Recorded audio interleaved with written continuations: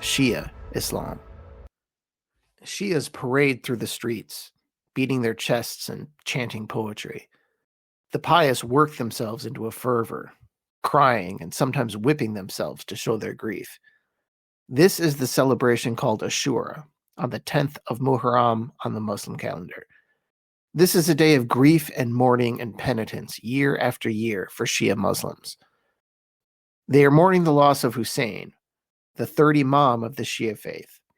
His father was Ali, the first Imam of the Shia faith, the fourth and final rightly guided caliph, the first male Muslim, cousin and son-in-law to Muhammad, and the unwitting founder of a religion which, much like Christianity, was founded upon a tragic and inexplicable death. Ali was martyred just as Husayn was, just as Ali's older son Hassan was, and just as, 12 Shias claim, the first 11 Imams were. Husayn, in particular, would come to embody the Shia spirit of righteousness. One can't help, from a Christian perspective, but relate this to the Passion ceremonies which take place across the world come Good Friday. People nail themselves to crosses, or, less extremely, are in a state of mourning and sadness. This culminates in Easter, of course, which is a joyous event. And why is Easter a joyous event? The resurrection pulls victory from the grasp of defeat, quickly turning a loss into a win. There is a promise that the bloodshed was not in vain, and all that is wrong will be made right again through this sacrifice. Through this concept, which is present in Shiism as well as many forms of Christianity, the problematic death of the founder, the concept of martyrdom, and the eschatology that eventually rights the wrong are joined at the hip.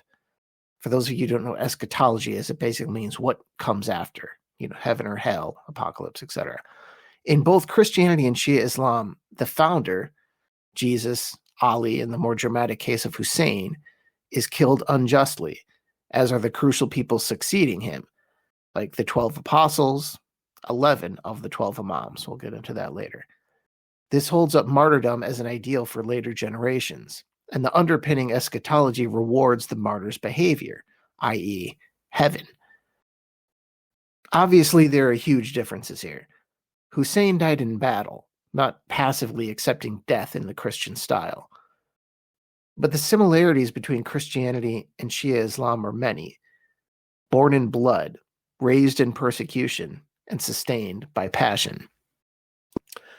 You've probably seen the word Shia written in several ways, usually S-H-I-A or S-H-I-I-T-E. There really is no right or wrong way, so let me give you some Arabic trivia about why this is. Every scholar seems to have his own opinion about the translation of the word. The Arabic phrase has 4 letters, sh, e as in beat, transliterated as I usually, then an ein, which is no English equivalent. It's often translated as an a and sounds like a camel groaning, and ta marbuta, which is a suffix applied to words that are female in gender. It's usually pronounced ah or at in some places. The reason I don't write Shia with an H is because the H denotes another Arabic letter, which is not present, but you may see that in certain places. To make things even more complicated, you will also see the word Shiite, S-H-I-I-T-E. So why is this? This is because the original meaning of Shia is followers, taken from the phrase followers of Ali. With this type of possessive grammar in Arabic, the t on the t marbuta is usually pronounced before the word Ali. Thus, Shiite Ali, followers of Ali. I believe all the interpretations are correct, but I prefer the simplest one. So for what it's worth, I think Shia should be spelled S-H-I-A. So the Shia. What makes them different from their Sunni counterparts? The textbook explanation for the difference between Sunni and Shia is almost always the succession of Muhammad after his death, and whom each side supported. It's correct, but it's really just a starting point. I started this episode talking about the commemoration of Husayn's martyrdom at Karbala, because that's really the birth of the divide, when Shia became an actual thing. So Here's a short history of early Islam from the Shia perspective. The Prophet Muhammad died in 632 after only a decade overseeing the Muslim community in Medina. As the Quran and the Sunnah indicate, Ali, Muhammad's son-in-law, cousin, and best friend, according to Shia tradition, was his rightful successor. After a secret meeting, Abu Bakr seized power and became the first caliph of Islam. Ali, wanting to avoid bloodshed, abdicated to Abu Bakr. The same scenario played out with the rise of Umar and Uthman, whom Ali tolerated despite his clear position as the Prophet's infallible successor in an effort to avoid bloodshed. But eventually Ali was elected the fourth caliph. He was assassinated because he chose to govern by principle and piety rather than political practicality. His son Hassan became the second imam, and like his father, ceded power to prevent bloodshed. But his younger brother Husayn was sent by God for a different reason, to clearly show the difference between right and wrong. So Husayn and his family, marching to seize power that was rightfully theirs, they were massacred at Karbala on the 10th of Muharram in 61 after the Hijrah. That's 61 in the Muslim calendar, 680 AD. Only one of Husayn's sons, Zainul al-Abidin, survived Karbala, and he would be considered the fourth imam. His descendants would fill the future line of infallible imams. So upon the death of the 11th imam, skipping ahead a bit, who was martyred like all of his predecessors, the 12th imam, who was only 5 years old at the time, went into something called occultation. During the minor occultation, 874 to 941 AD, he was accessed only through intermediaries to keep him safe from his enemies. Then came the major occultation, 941 AD to the present. God has hidden him away until it is time for the triumph of the Mahdi and later Jesus. That's Shia eschatology. We'll get into that later. This is the story according to Twelver Shiism, which is by far the largest sect of Shiism. It is called that because of its belief in the 12 imams. There are other Shia sects who have fewer imams. I will cover some of them in a future podcast on Islamic heretics, for lack of a better word. But for now, we'll just stick with Twelver Shiism. It's the official religion of Iran, and it's overwhelmingly the dominant Shia sect. Okay, so I probably threw a few words at you that you may not have understood. So, what's an imam, first of all? It's basically a Muslim priest, at least in the modern sense. If you walk into a mosque and you want the guy in charge, ask for the imam. But in Shiism, it's more special. These were basically Islamic popes, descended from Muhammad's family with a divine right to rule. The world ended this rather quickly, but the world ultimately couldn't destroy the line of imams. Why? Because the 12th went into occultation. Okay, so occultation. That doesn't mean he consults a Ouija board. The reason you have never heard the word occultation is because it doesn't really exist outside of Shia Islam. The best translation is invisible. No one will see the 12th Imam until the appointed time. We don't even know when the 12th Imam even went into the occultation. The major occultation simply happened when the last intermediary died, meaning no one could talk to him anymore. So was he alive at that point? No idea. You also heard Jesus in there somewhere, right? In the Muslim end times, Jesus returns to earth with a guy called the Mahdi, M-A-H-D-I, to make everything right. Keep in mind, this isn't a hard doctrine. It's a Hadith tradition and appears nowhere in the Quran, but it's particularly important for Shias. For Sunnis, the Mahdi is just some guy in the future who will be righteous and just. For Shias, it's a specific person. They already know who the Mahdi is. He is the 12th Imam currently in occultation. In Shiism, God works through the righteous family of Muhammad. In Shia theology, there are 14 infallible people. So it's important to know who these people are to understand Shia Islam. Unsurprisingly, they are all related to Muhammad. we just mentioned the 12 Imams, who are all considered infallible. But the two extra infallibles are Muhammad himself and his daughter, Fatima. We all know Muhammad, but few outside Islam have ever heard of Fatima. She's pretty close to Mary in Shiism, although not a virgin. She was Muhammad's daughter and eventually Ali's wife. Her sons were Hassan and Husayn, but we'll get to that in a second. Her main role is her purity at the beginning of the line of Imams. She was the daughter of a pure man, Muhammad, and the first Muslim, Khadija. Remember Muhammad's first wife. Khadija was Muhammad's first and only wife until she died shortly before the Muslims fled to Medina.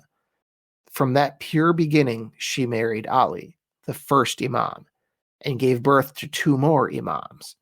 Really, any Imam of true significance, at least in earthly history, was either married to her or birthed by her. Okay, so let's go through the actual 12 Imams.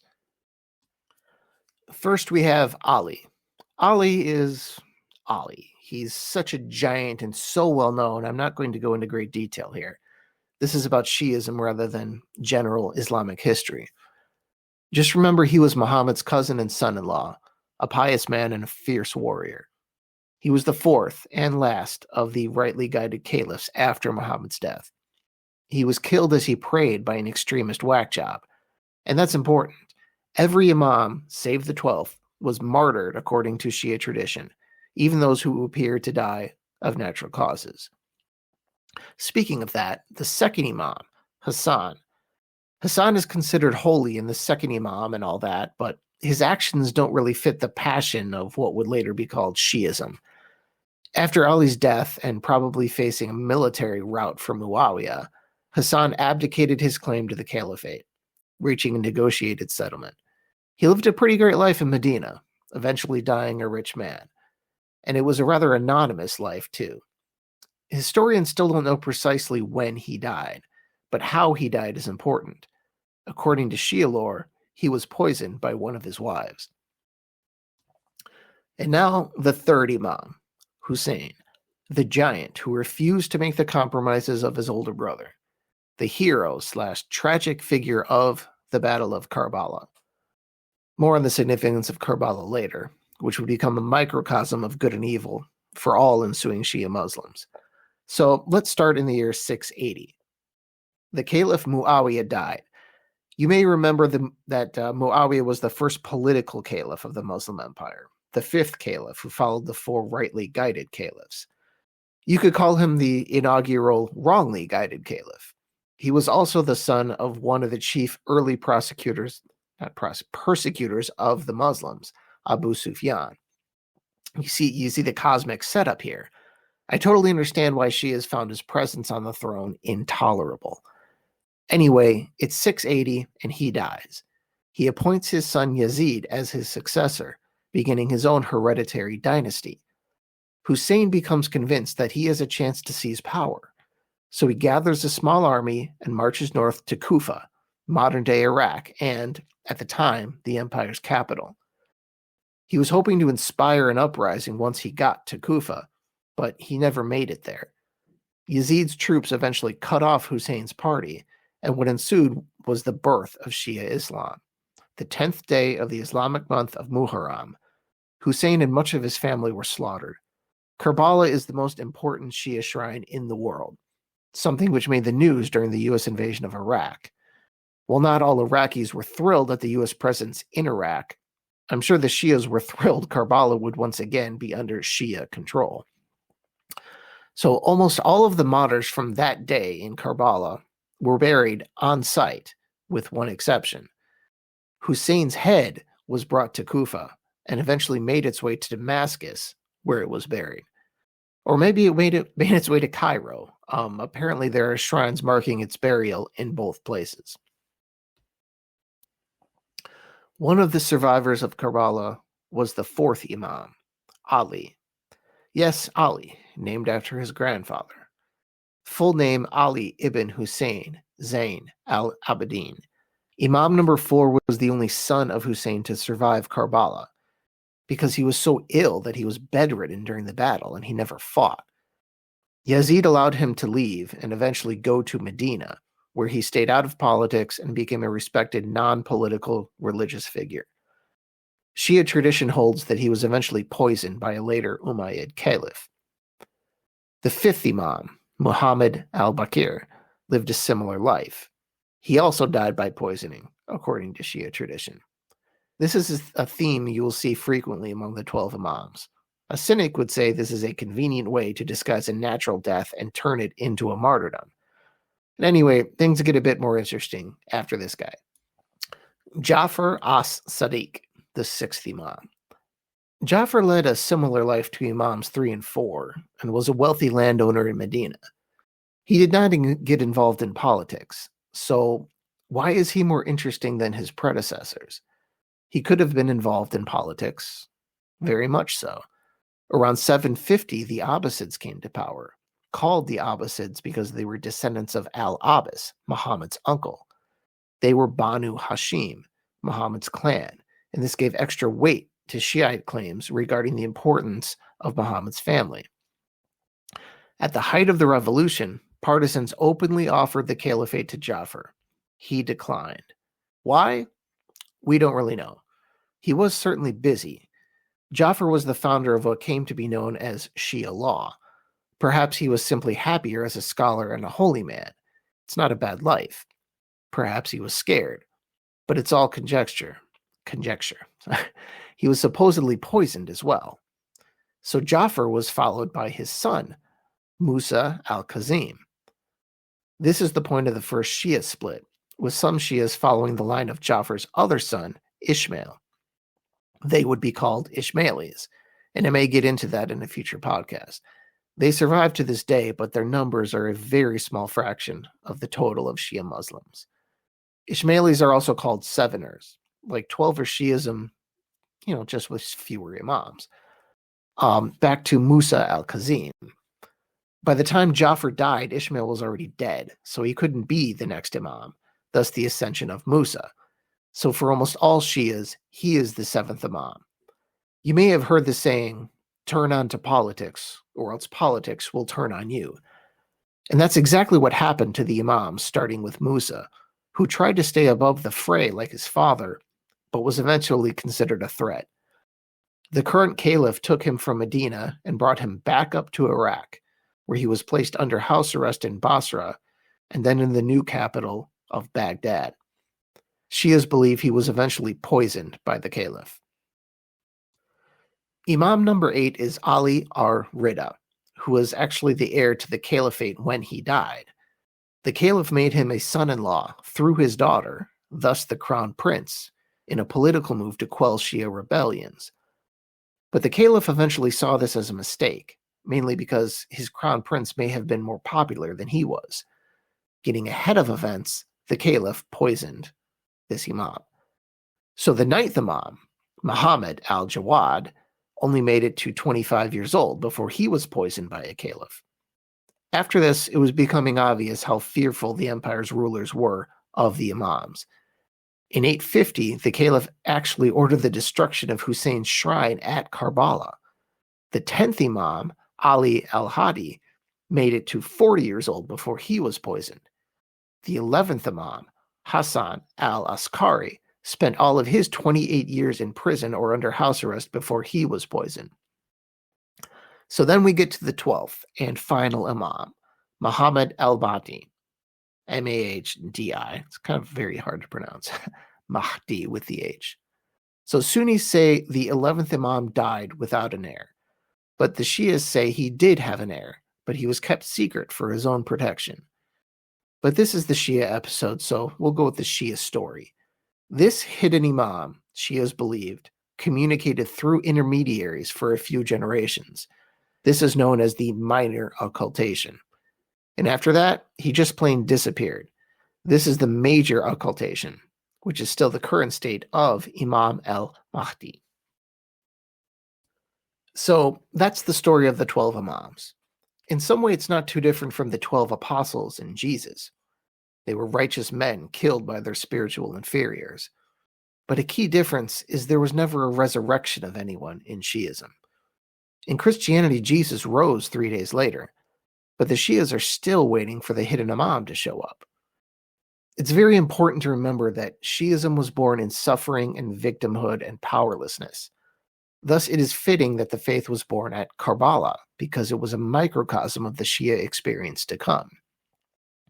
If I was asked to give the three main characteristics of Shiism, the succession crisis after Muhammad's death really wouldn't even make the cut, even though that's kind of the textbook example of what is a Shia. My top three would be Karbala, Karbala, and Karbala. So now I want to go over the extra significance of Husayn and Karbala. To Shia senses, the Battle of Karbala is not just one in a series of unjust events committed against the Shia. It is the event in Shia history, the pinnacle of the unfathomably unjust. The event encapsulates all that can be unjust and evil in the world. Imam Husayn embodies all that is righteous and just and pure and holy, while Yazid and his Umayyad accomplices in the battle embody all that is evil and wrong. This is remembered every year during Muharram, the first month of the Islamic lunar calendar. The events at Karbala are, to a Shia, a microcosm of all the things in the world and of the divine. When a Shia weeps for Husayn, he is weeping for the absence of justice in the world. When a Shia curses Yazid, he is cursing every murderer and rapist and thief the world has ever seen. Husayn is justice embodied. Yazid and his buddies are evil embodied. Karbala was the place where evil was allowed to triumph over righteousness, and where Husayn showed the proper action in a world full of evil. Shias ingest the spirit of Husayn in the way Christians eat and drink the body and the blood of Jesus Christ. So one reason this event is placed above the death of Ali is because the narrative fits what became the archetypal Shia experience as the years went by: oppression, futility, and suffering. As wonderful as Ali was, he could change things from a position of power after he was made the fourth caliph of the Islamic Empire. Ali enjoyed power, which the formative Shia community could never dream of. You can see the spirit of Karbala in modern-day Iran, both in the Iranian Revolution of 1979 and in the Iran-Iraq War from 1980 to 1988. The spirit of Karbala was used during both. In both events, the nation of Iran was Husayn, the weaker of the two parties, but armed with justice, courage, and sacrifice. Husayn's killers were first the Shah. Then, after he was gone, the role of Yazid was played by Saddam Hussein and the invading Sunni army from Iraq. Just think of the dripping, confusing irony of that situation. Iran is invaded by a Sunni named Husayn, and the infidel Husayn is turned back by a Shia army inspired by the original Husayn. Oi. So Karbala was remembered, and the Iranian soldiers were encouraged to give their lives for Husayn, the ancient Husayn. The spirit of martyrdom stemming from Karbala was instrumental in Iran's infamous human wave attacks in that horrible bloody war. The irony, though, is that modern Iran found a way to channel Karbala to achieve victory. Winning is an awkward situation for Shias, and it's just possible the Shia may have unlocked a powerful weapon previously underutilized in Shia history. Stay tuned. Iran is certainly throwing its weight around more than ever before. I don't think any of this is lost on Israel in the present situation either. More so than with a typical Sunni country, Israel is probably extra paranoid of Iran's intentions given the culture and the history that has been baked into Shia Islam. Is it prejudice to think that the Ayatollahs just might sacrifice their entire country in a nuclear exchange? And happily so? It's Karbala that gives that thought, even if paranoid, a little bit of extra weight. Yes, Karbala, a battle that took place in a previous millennia. It's hard for an American to understand all this. For better and worse, we have very, very short memories. But for the ancient traditions of the Middle East, it's really not that unusual. Even more stunning, the sectarian lines haven't moved for more than 1,000 years. Sunnis and Shias are pretty much in the exact same places they were when people were looking for the 12th Imam. And this is all critical to modern geopolitics, to step out of religion a little further for a second here. Since the revolution in 1979, Shiism has become almost synonymous with the nation of Iran. Its population is 90+% Shia, and I believe it's the only country that can actually claim that, at least among large countries. Bahrain, Azerbaijan, and Iraq are about 2/3 Shia, while Lebanon and Yemen are around 40% to a half Shia. There are two major things you need to know to make sense of the labyrinth of rivalries in the Middle East. The first is which countries are Arab and which are non-Arab, and then which ones are Sunni and which ones are Shia. Why does Saudi Arabia hate Iran? One is Arab and Sunni, and the other is non-Arab and Shia. Why is Iraq such a mess? Even among Arabs, Sunni and Shia do not get along well, and the overthrow of Saddam Hussein moved the power center from the minority Sunni to the majority Shia. Why does Lebanon allow its southern regions to be dominated by Hezbollah terrorists? Because they represent the Shia, and it seems like enough of the Shia population is cool with that. Why are the Saudis fighting in Yemen? The rebels are Shia, and the Saudis are not. And why is Iran funneling money and weapons to all these places? One reason is sectarian solidarity. So there's the history and the politics and the current sectarianism. What else, aside from Karbala and the Imams, makes the Shia different? Not a whole lot, actually. From the outside, the fights between Sunni and Shia seem silly to us because they seem so small, so minute when it comes to actual doctrine and practices. But really, you could say the same thing about Catholics and Protestants. And you could say the same thing about the Great Schism from 1,000 years ago, which separated the Catholic and the Orthodox churches. That looks particularly moronic to someone looking on from the outside. Shias have the same profession of faith as the Sunnis. They pray daily. They pay the poor tax. They fast during Ramadan. They read the same Quran. There is a reason they are called Shia Muslims, not members of the Shia religion. But obviously, there are some more differences. For one, Shias use a different set of hadiths, which are collections of the saying and deeds of Muhammad. One major reason for this is the person of Aisha, Muhammad's most beloved wife after Khadijah and Abu Bakr's daughter. Remember that Abu Bakr is the person Shias believe rightly stole the succession after Muhammad's death. And his daughter Aisha is a major, major source of the hadith traditions, not only because she was close to Muhammad, but because she was so young at the time. As the years went by, she was one of the only credible living sources on Muhammad. The Shia have their own authoritative hadith collection, usually known as the 4 books.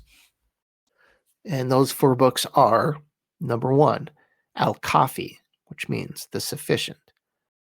Number 2, Man la yadruhu al-fiqh, I am my own jurist. Number 3, Tadib al-Akam, which means the refinement of laws. And 4, Al-Istabisar, which means foresight. The Shias also have different major theological schools. They're usually linked to one of the revered Imams, but the only one that could probably be called major, in the same way as the 4 schools of Sunni Islam are major, is the Jafari school. Named after the 6th Imam, Jafar, it is the official school used by the Iranian clerics. This is important not only because Iran is the largest and most recognized Shia country, but because it is also the home to the intellectual center of Shiism, the city of Qom, Q-O-M. Qom is the Shia version of Vatican City, home to as many as 200,000 religious scholars. As Qom goes, so does the intellectual direction of the Shias. Most schools of Shia thought fall under the Jafari umbrella in one way or another, including possibly the Ismaili school, depending on who you ask. And one other major school is the Zaydiya school, named after Ali's great-grandson who died in a revolt against the Caliph. That school is popular in Yemen. And apart from those 3, Jafari, Ismaili, Zaydiya, Anything that does not fall under one of those three umbrellas is considered gulat. Gulat is the name given to Shia heresies. The word means extremists or exaggerators. Gulat sects, and I hope to cover this in a podcast very soon, include the Alawites, the Druzi, the Baha'is, who grew out of Babism, and the Ahmadiyya. One other thing I may have failed to mention here. Shias are only 15% of the Muslim population, at most, might be closer to 10. In places like the Middle East, it can seem like there's some balance between Sunni and Shia, with Iran basically in control of Iraq, Syria, Lebanon, Bahrain, and parts of Yemen. But in the wider Islamic world, the population difference isn't even close. Africa is Sunni, including Egypt's large population. Turkey is Sunni.